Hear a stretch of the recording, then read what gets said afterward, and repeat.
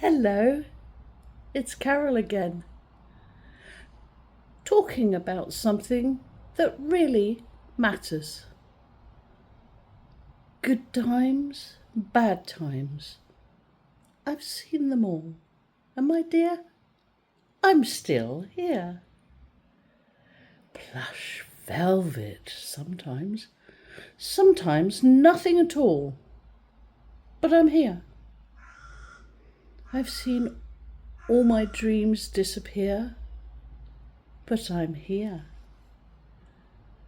Words from another song I love, by another of my favourite composers, Stephen Sondheim, from his magical musical Follies. Those words resonate deeply with me because they capture exactly how I feel about my own journey. And the words tell it all.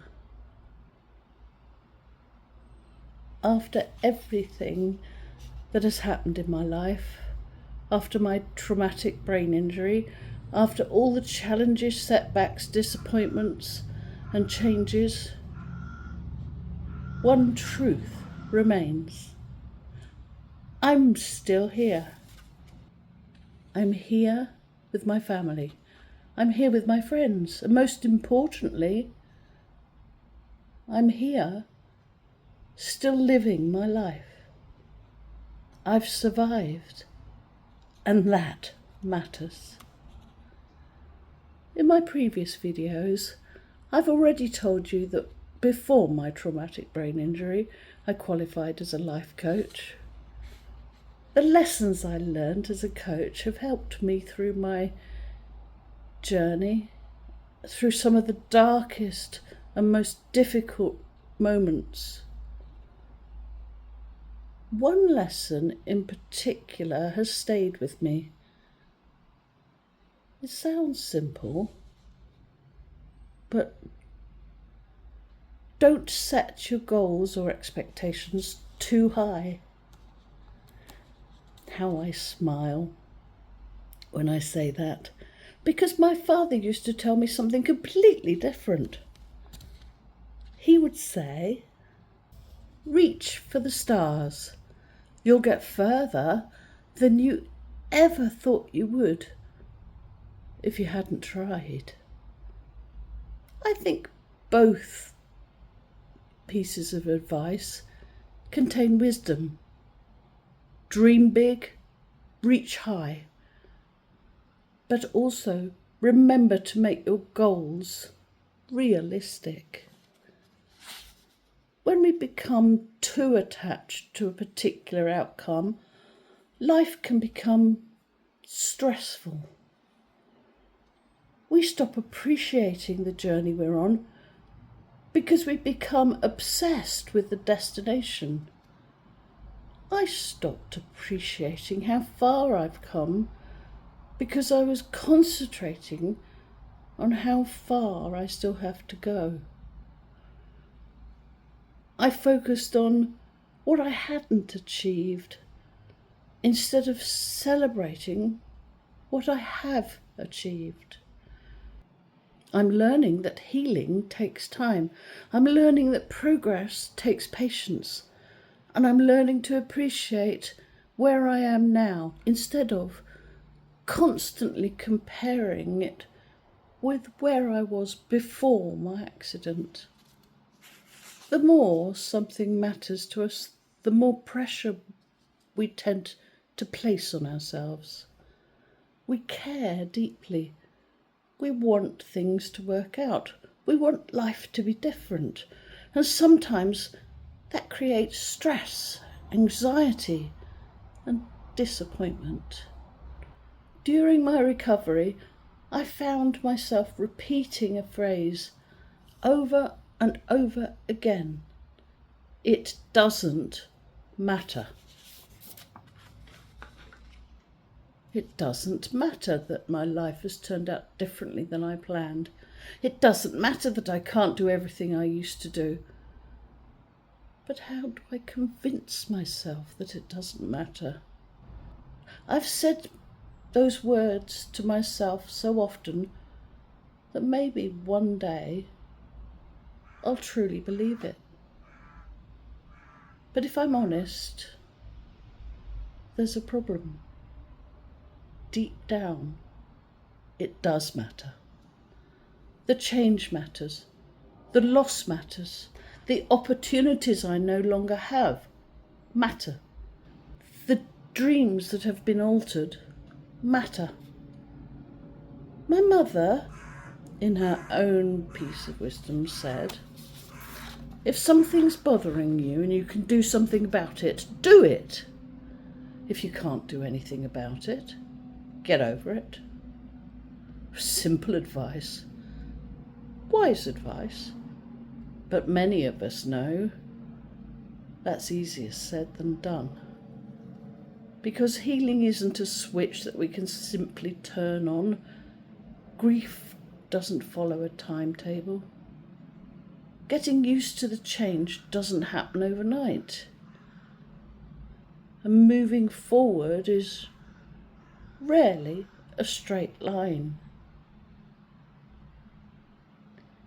Anyone who's faced loss, disappointment, or a major life change knows that some things leave a mark and deep sadness. But that's okay. Pretending they don't matter doesn't make them disappear.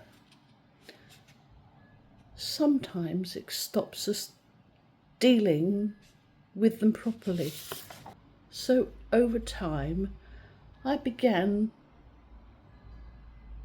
asking myself a different question. Instead of asking, how do I convince myself it doesn't matter? I started asking, what can I do with what I have now? That question changed everything. It eased my anxiety and depression. I remember one particular day during my recovery, like many survivors of brain injury, I wanted my old life back. I wanted to be the person I was before the accident. I wanted to do everything at the same speed, with the same confidence, and with the same independence. But recovery doesn't work like that. One day, after struggling with something that had once been simple for me, I became completely overwhelmed. I was frustrated, exhausted and angry. I sat there thinking about everything I couldn't do anymore. My son spoke to me about a character in Winnie the Pooh called Roo. I frowned. Roo? Yes, it's a kangaroo, he said to me. I had no idea what a kangaroo was. I couldn't remember. It doesn't matter, I said to myself. I still had to find out what a kangaroo was. I looked at the picture and thought, I've never seen one of those before in my life. Now I need to concentrate on what I can do. It doesn't matter that I don't recognise everything, what it is, that I can't remember how it works. But I do need to concentrate on what I can do. So I started a list of what I've achieved. That helps. When I look through that list, I'm surprised by what I've managed to achieve.